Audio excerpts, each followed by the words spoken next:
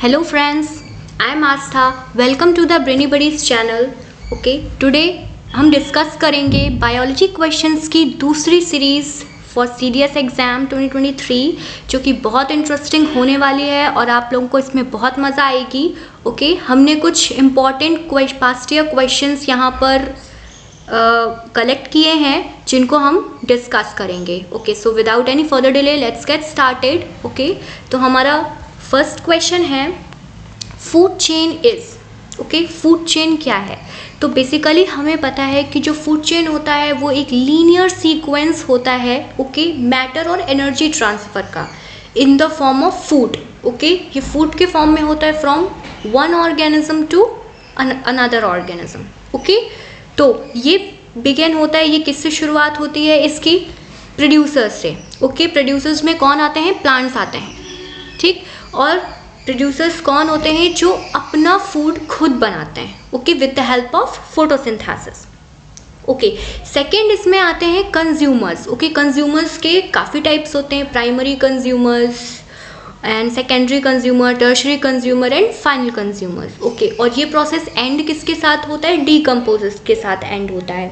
Okay, तो decomposers क्या होते हैं हमें ये याद रखना है. जो डीकम्पोजर्स होते हैं वो कॉम्प्लेक्स ऑर्गेनिक मटेरियल को ओके इन ऑर्गेनिक सब्सटेंसेस में कन्वर्ट करते हैं. किसको कन्वर्ट करते हैं? कॉम्प्लेक्स ऑर्गेनिक मैटर को इन ऑर्गेनिक मैटर पे.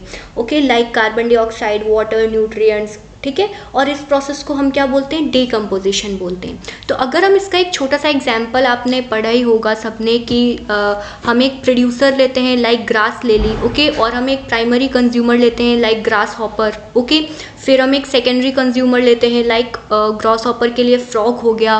ओके, और फिर एक टर्शरी कंज्यूमर लेते हैं लाइक स्नेक. ओके, और एक फाइनल कंज्यूमर लेते हैं लाइक ईगल. तो ये हमने क्या बनाई? ये हमने एक फूड चेन बनाई. ओके, इसका वेब भी होता है. ठीक है, तो let's see our examples. Okay, a relationship between autotrophic organisms? No. Okay, exchange of genetic material? Of course it's not. Okay, C passage of food from one organism to another. So yes, option C is the right answer for this question. Okay, let's move further. Which one of the following is active transport? Okay, इनमें से कौन सा statement active transport को describe करता है? तो basically active transport होता क्या है? एक्टिव ट्रांसपोर्ट एक मूवमेंट होता है मॉलिक्यूल्स का अक्रॉस द मेम्ब्रेन. जो मेम्ब्रेन होती है उसके अक्रॉस में मॉलिक्यूल्स का मूवमेंट होता है. वो मूवमेंट कैसा होना चाहिए? From lower concentration to higher concentration. Okay, मतलब कि जहाँ पर मॉलिक्यूल्स अपने लो कॉन्सेंट्रेशन में है वहाँ से वो जाएंगे कहाँ, किस तरफ जाएंगे? हायर कॉन्सेंट्रेशन की तरफ जाएंगे. ओके, और ये क्योंकि नेचुरल फिनोमेना नहीं है इसलिए इस फिनोमेना में क्या यूज़ होगी? एनर्जी यूज़ होगी. मतलब कि हमें इसमें एनर्जी देनी पड़ेगी तभी हम ये प्रोसेस कर पाएंगे. ओके, और ये किसके अगेंस्ट होता है? ये डिफ्यूजन के अगेंस्ट होता है. क्यों? क्योंकि डिफ्यूजन क्या करता है? From higher concentration to lower concentration, जो कि एक नॉर्मल है, ये एक नेचुरल फिनोमेना है. बट हम एक्टिव ट्रांसपोर्ट में एनर्जी यूज़ करते हैं in the form of ATP. Okay, और ये कहाँ से हमें मिलती है? सेलुलर रिस्पिरेशन से. तो हमें पता चल गया कि एक्टिव ट्रांसपोर्ट क्या होता है. Let's see our statements. Okay, it is the movement of substance against a diffusion gradient. okay, diffusion gradient के against होता है. yes, with the use of energy from respiration. okay, so our option A is the correct answer for this question. Now let's move further. Okay, the third question is chlorophyll in photosynthetic prokaryotic bacteria is associated with. okay, तो जो prokaryotic bacteria पे chlorophyll होता है, okay, जो photosynthetic prokaryotic bacteria होते हैं उनमें जो क्लोरोफिल होता है वो कैसे एसोसिएटेड होता है? क्योंकि हमें पता है कि जो प्रोकैरियोट सेल होती है उसमें कोई भी ऑर्गेनेली कंप्लीट नहीं होती है. ओके, वो क्या होती है? स्कैटर फॉर्म में होती है. ओके, तो क्लोरोफिल होता है ये फोटोसिंथेटिक बैक्टीरिया में जो आपकी प्लाज्मा मेम्ब्रेन होती है वो क्या होती है? इनफोल्ड होती है. वो फोल्डिंग्स बनाती है और वो साइटोप्लाज्म में क्या होती है? स्कैटर रहती है. ओके, और वो क्लोरोफिल से क्या होती है? अटैच होती है, जुड़ी रहती है. क्या कैरी आउट करने के लिए? फोटोसिंथेसिस कैरी आउट करने के लिए. So let's see our options. Plastids? No. Membranes vessels, yes, okay. और वो जो प्लाज्मा मेम्ब्रेन आपकी प्रेजेंट होती है, ओके, और जब वो फोल्ड करती है तो वो कैसी दिखती है हमें? मेम्ब्रेनस वेसल्स की तरह दिखती है, okay. So option B is the correct answer for this question. So let's move further. Okay, so next question is, which of the following organism is responsible for sleeping sickness? Okay, ये sleeping sickness है, okay, आपने सुना ही होगा जो ट्रैपनोसोमा होता है, okay, वो responsible होता है फॉर स्लीपिंग सिकनेस के लिए, ये एक ऑर्गेनिज्म होता है, ओके। और ये हमें याद रखना कि वेक्टर बॉर्न डिसीज़ है, ओके। ये एक टेसेफ्लाई होती है, ये इसकी वेक्टर होती है, उससे ये फैलती है, ओके। तो इसके सिम्टम्स होते हैं fever, headache, joint pains, poor mental and physical coordination, okay. But mainly जो स्लीपिंग सिकनेस होती है, इसमें जो हमारी बॉडी क्लॉक होती है वो कंफ्यूज हो जाती है कि जो हमारा स्लीपिंग पैटर्न है वो क्या है, okay, yes. So option B is the correct answer for this question. Now let's move further, okay. तो our fifth question is, which one of the following body part organs of the human body does not have smooth muscle? Okay, हमारे इन options में कौन सा ऐसा body part है जिसमें smooth muscles नहीं होती हैं? तो बेसिकली स्मूथ मसल्स होती क्या है? स्मूथ मसल्स इनवॉलेंटरी मसल्स होती हैं, मतलब ऐसी मसल्स जिनको हम कंट्रोल नहीं कर सकते, ओके। और वॉलेंटरी मसल्स कौन सी होती हैं? ये स्ट्रेटेड मसल्स होती हैं, ये वो मसल्स होती हैं जिनको हम कंट्रोल कर सकते हैं. फॉर एग्जांपल आपके बाइसेप्स हो गए, ट्राइसेप्स हो गए, ओके. तो ये आई बॉल्स हो गया, तो ये क्या है? ये आपकी वॉलेंटरी मसल्स हैं जिनको आप कंट्रोल कर सकते हो. जैसे कि आप अपना हाथ हिलाते हो तो हाथों की जो मसल्स होती हैं, ओके, उनको आप क्या कर सकते हो? कंट्रोल कर सकते हो अपने हिसाब से, ओके. और जो आप काव्स हिलाते हो तो वो मसल्स कैसी होती हैं? वॉलेंटरी होती हैं, ओके, जिनको कि हम अपने मूवमेंट के लिए यूज़ कर सकते हैं, कंट्रोल कर सकते हैं. लेकिन जो स्मूथ मसल्स होती हैं ये आपके इंटरनल ऑर्गन्स में होती है. जैसे कि आप डाइजेस्टिव ट्रैक को कंट्रोल कर सकते हैं? नहीं, ओके. तो वहाँ पे कैसी मसल्स यूज़ हो रही होंगी? Smooth muscles, okay. तो हमें यहाँ पे ऑप्शंस में फाइंड आउट करना है कौन से स्मूथ मसल नहीं है. तो ureters, no. iris of eyes, no. Bronchi of lungs, no. Biceps, yes. Option D is the correct answer for this question. Okay, let's move further. So, which one of the following cell organelle is known as suicidal bags of a cell? Okay, it's very interesting कि ऐसी कौन सी cell organelle होती है जो कि suicidal bag होती है. मतलब कि सुसाइडल बैग कब काम आएगा? अगर आपकी किसी भी सेल में कोई पैथोजन आ गया है इन द फॉर्म ऑफ वायरस और बैक्टीरिया, तो सेल क्या करती है? एक सिग्नल भेजती है कि ये कैसी हो गई है? इन्फेक्टेड हो गई है. और वो बाकी सेल्स को बचाने के लिए वो खुद के सुसाइडल बैग्स को क्या कर देती है? इन्फॉर्म कर देती है. और फिर वो सेल क्या हो जाती है? सुसाइड कर लेती है, ओके, बाकी सेल्स को बचाने के लिए. तो आपने सेल ऑर्गेनली का ऑफकोर्स नाम सुना होगा, that is option A, lysosomes. Okay, lysosomes क्या होते हैं? सुसाइडल बैग्स होते हैं सेल के. वो बहुत ही powerful hydrolytic enzyme, okay, store करते हैं. उनमें कौन से एंजाइम्स स्टोर होते हैं? हाइड्रोलिटिक एंजाइम स्टोर होते हैं, ओके. और ये जो हाइड्रोलिटिक एंजाइम्स होते हैं इनके अंदर पावर होती है, मतलब कि ये केपेबल होते हैं कि सेल के अंदर की जितनी भी ऑर्गेनली होंगी उसको ये क्या करेंगे? ऑर्गेनिक मटेरियल को ब्रेक डाउन कर देंगे, ओके. जो कि सेल के अंदर प्रेजेंट रहेगा उसको क्या कर देंगे? ब्रेक डाउन कर देंगे. जब सेल के मेटाबॉलिज्म में कोई भी डिस्टर्बेंस आएगा तो लाइसोसोम क्या होता है? बर्स्ट हो जाता है. और इसके अंदर के जो एंजाइम होते हैं वो सेल के अंदर की जितनी भी ऑर्गेनलीज होती हैं, इन्फेक्टेड होती हैं, उनको क्या कर लेते हैं? डाइजेस्ट कर लेते हैं. इस वजह से इनको हम क्या कहते हैं? सुसाइडल बैग्स होते हैं ना ये कमाल के. तो इसीलिए option A is the correct answer for this question. Okay, let's move further to our next question.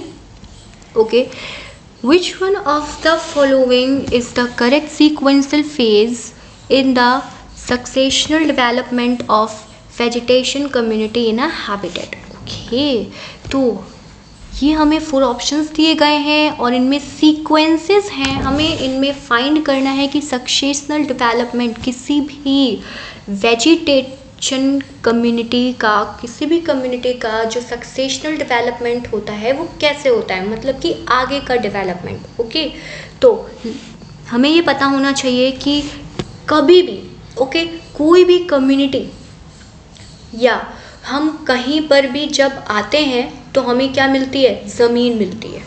Okay, वो क्या रहता है, वो एरिया कैसा रहता है, खाली रहता है, बेयर रहता है। ओके, और कुछ टाइम के बाद वहाँ पे पीपल का माइग्रेशन होता है।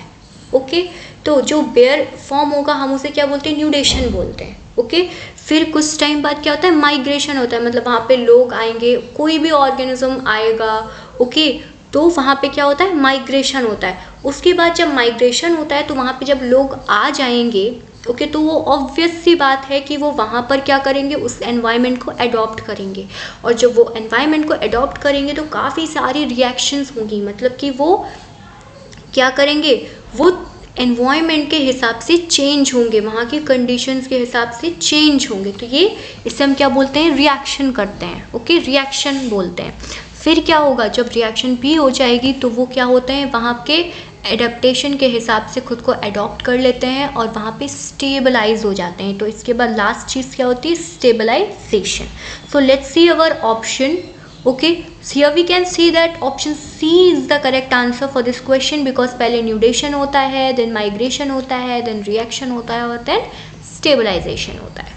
Okay, इसी तरह एक community का क्या होता है, development होता है। So option C is the correct answer. Now let's move further. Okay, which one of the following acids is also known as vitamin C? Okay, इनमें से कौन से acids हैं जो कि vitamin C के लिए नोन है? Okay, let's see. Methanoic acid, no. Ascorbic acid, yes. Okay, option B is the correct answer, क्योंकि हमने पढ़ा ही होगा कि विटामिन सी का जो साइंटिफिक नेम है वो एस्कॉर्बिक एसिड है। और एस्कॉर्बिक एसिड आपको सिट्रस फ्रूट्स में मिलेगा। ऐसे फ्रूट्स जो खट्टे होते हैं बेसिकली, हम जानते हैं जैसे कि आपका ऑरेंज हो गया, लेमन हो गया, ये क्या होते हैं, ये सिट्रस फ्रूट्स होते हैं। ओके, और विटामिन सी की हमें याद रखना है कि जो डिफिशियंसी होती है उसकी वजह से जो डिसीज़ होती है वो क्या होती है, स्कर्वी। ओके, अगर आपकी डाइट में इसकी डिफिशियंसी है तो आपको स्कर्वी की प्रॉब्लम हो सकती है। So option B is the correct answer for this question. Now let's move further. Okay, which one of the following is not found in animal cell? Okay, इनमें से कौन सी ऑर्गेनेली है जो कि एनिमल सेल में नहीं फाउंड होती है, हमें नहीं मिलती है? Okay, so let's C. Free ribosomes, free ribosomes of course होते हैं। माइटोकॉन्ड्रिया, यस, माइटोकॉन्ड्रिया भी होता है। न्यूक्लियोलस, ऑफ कोर्स न्यूक्लियोलस भी होता है। Cell wall, okay. तो आपने जब प्लांट सेल और एनिमल सेल के बीच में डिफरेंस पढ़ा होगा तो आपने एक डिफरेंस ये भी पढ़ा होगा कि जो प्लांट सेल होती है उसमें सेल वॉल प्रेजेंट होती है और जो एनिमल सेल होती है उसमें सेल वॉल प्रेजेंट नहीं होती है। मतलब कि जो आउटर कवरिंग होती है एनिमल सेल में वो क्या होती है, प्लाज्मा मेम्ब्रेन होती है, ना कि सेल वॉल होती है। ओके, तो ये हमें याद रखना है। Okay, so option D is the correct answer for this question. Okay, now let's move further. Okay, Marsilia, fern and horsetail are examples of which one of the following plant group? Okay, तो हमें कुछ examples दिए गए हैं, ये characteristics हैं। okay, तो हमें ये find करना है कि ये कौन से plant group में हमें मिलते हैं। okay, so let's see our options: Pteridophyta, Bryophyta, Gymnosperm and Angiosperm। तो of course जो मार्सिला, फर्न और हॉर्सटेल है वो option A is the correct answer. आपको टेरिडोफाइटा में प्रेजेंट मिलेंगे। क्यों? क्योंकि ये पार्ट्स हैं। ओके, टेरिडोफाइटा एक प्लांट किंगडम है।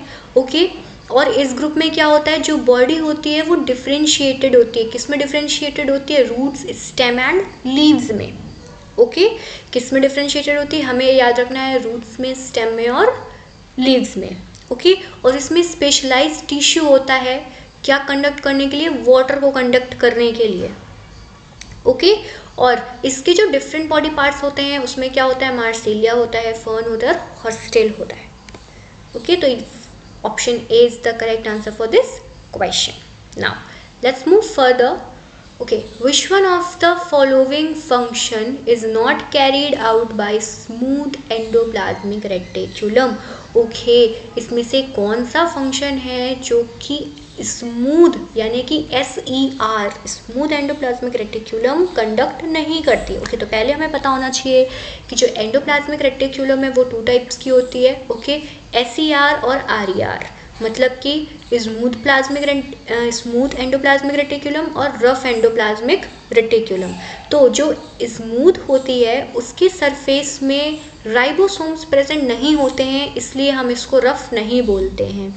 ओके और जो रफ एंडोप्लाज्मिक होती है उसको हम रफ क्यों बोलते हैं? क्योंकि उसकी सरफेस में क्या प्रेजेंट होते हैं? राइबोसोम्स प्रेजेंट होते हैं। और क्योंकि जो SER होती है इसमें राइबोसोम्स प्रेजेंट नहीं होते हैं, इसलिए ये प्रोटीन सिंथेसिस में मदद नहीं करती है। तो लेट्स सी अवर ऑप्शंस। हमें यहाँ पे पता चला कि ये प्रोटीन सिंथेसिस नहीं करती है। तो ट्रांसपोर्ट ऑफ मटेरियल ऑफकोर्स ये करती है, सिंथेसिस ऑफ लिपिड करती है, सिंथेसिस ऑफ प्रोटीन नहीं करती है। Okay synthesis of steroid hormones ये ऑफकोर्स ये करती है। Okay so option C is the correct answer for this question. Now let's move further. Okay, so our question 12 is which one of the following cell organelles mainly functions as a storehouse of a digestive enzymes? Okay, तो इसमें से कौन सी cell organelle है जो कि digestive enzyme को store करती है? Okay so our very well known cell organelle and very popular societal bag that is lysosome. Okay तो जो लाइसोसोम होता है वो हमारे 2 काम करती है। पहले तो हमने पढ़ा था इसको ऊपर कि ये क्या करती है? सुसाइडल बैग होती है। ओके जो कि इसका बहुत ही अमेजिंग कैरेक्टरिस्टिक है। सेकंड क्या होता है कि ये डाइजेस्टिव एंजाइम्स को भी स्टोर करती है, मतलब कि 2 टाइप्स के एंजाइम्स को स्टोर करती है, हाइड्रोलिटिक एंजाइम और वेरियस डाइजेस्टिव एंजाइम्स। ओके तो ये किसमें पार्ट लेती है? पहला सुसाइडल बैग्स में पार्ट लेती है, मतलब कि सुसाइड करने में हेल्प करती है सेल्स, बाकी सेल्स को बचाने के लिए। और ये क्या करती है? ये डाइजेस्टिव जो एंजाइम्स होते हैं उनको भी स्टोर करती है। तो option C is the correct answer for this question. Now let's move further.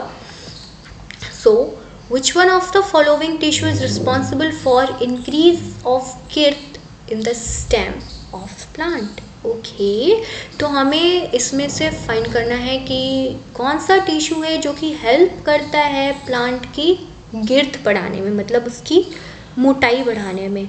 तो option D is the correct answer, that is lateral meristem. Okay तो बेसिकली हमें ये पता होना चाहिए, ये बहुत इंपॉर्टेंट है याद रखना, कि प्लांट्स में जो ग्रोथ होती है, ओके प्लांट्स में जो ग्रोथ होती है वो 2 टाइप्स की होती है, प्राइमरी ग्रोथ और सेकेंडरी ग्रोथ। तो प्राइमरी ग्रोथ क्या होती है? जब प्लांट अपनी लेंथ में बढ़ते हैं, और सेकेंडरी ग्रोथ जब वो अपनी ब्रेथ में बढ़ते हैं। ओके तो हमें याद रखना है कि जो प्राइमरी ग्रोथ होती है उसके जो टिश्यूज़ होते हैं कौन कौन से? एपिकल मेरिस्टेम होता है, इंटरकैलरी मेरिस्टेम होता है और लेटरल मेरिस्टेम होता है। ओके तो लेटरल मेरिस्टेम जो होता है वो प्लांट की किस में हेल्प करता है? गिर्थ को इंक्रीज करने में। ओके तो हमें याद रखना है कि लेटरल मेरिस्टेम क्या करता है? प्लांट की गिर्थ को इंक्रीज करता है। ओके तो option D is the correct answer for this question. Now let's move further. Okay तो नेक्स्ट है हमारा विच one of the following organism is dependent on saprophytic mode of nutrition? Okay इनमें से कौन सा हमारा ऑर्गेनिज्म है जो कि सेप्रोफाइटिक मोड ऑफ न्यूट्रिशन में डिपेंड करता है? ओके तो सबसे पहले सेप्रोफाइटिक मोड ऑफ न्यूट्रिशन होता क्या है? सेप्रोफाइटिक मोड ऑफ न्यूट्रिशन में जो डेड और डिकेइंग ऑर्गेनिक मटेरियल होते हैं, ओके जो होते हैं वो डेड और जो डिकेइंग ऑर्गेनिक मैटर होते हैं उनसे अपनी एनर्जी लेते हैं. ओके, तो let's see our options. Agaricus, yes. Okay, जो एग्रिकस होता है ये सेप्रोफाइट्स होता है. ओके, तो इसका मोड ऑफ न्यूट्रिशन क्या होता है? सेप्रोफाइटिक होता है. बाकी जो एल्थ्रॉक्स है, रिका है, क्लाइडोफोरा है, ये सब क्या होते हैं? ये ऑटोट्रॉपिक मोड ऑफ न्यूट्रिशन होते हैं, यानी कि ये क्या होते हैं? ऑटोट्रॉप्स होते हैं. So option A is the correct answer for this question. Okay, now let's move further. So it's our last question. Which one of the following statements regarding histone proteins is correct? Okay, ये कुछ हमारे पास statements हैं और हमें कौन इसमें से find करना है कि कौन सा statement regarding to histone protein से करेक्ट है. ओके, तो हमें पता होना चाहिए कि जो हिस्टोन प्रोटीन होती है, ओके, ये किससे एसोसिएटेड होती है? डीएनए से एसोसिएटेड होती है, बिकॉज ये क्या करती है? फोल्डिंग में मदद करती है. किसकी फोल्डिंग में? डीएनए की फोल्डिंग में, और क्रोमोसोम्स बनाने में हेल्प करती है. मतलब कि जब डीएनए फोल्ड होगा इसके ऊपर, हिस्टोन प्रोटीन के ऊपर, तो वो किसका फॉर्म करेगा? क्रोमोसोम्स का फॉर्मेशन करेगा. Okay, so let's see our options. Histones are protein that are present in mitochondrial membrane. No, it's not. Histone are proteins that are present in nucleus in association with DNA. Yes. Okay, it's the correct answer for this question. ये nucleus में present होती हैं और DNA से associated होती हैं. So option B is the correct answer for this question. Okay, तो यहीं से हमारी ये सीरीज़ ख़त्म हो जाती है. आई होप आपको ये क्वेश्चंस पसंद आए होंगे और आपको बहुत मज़ा आई होगी. Okay, so thank you for watching. Please like and subscribe. Okay, thank you.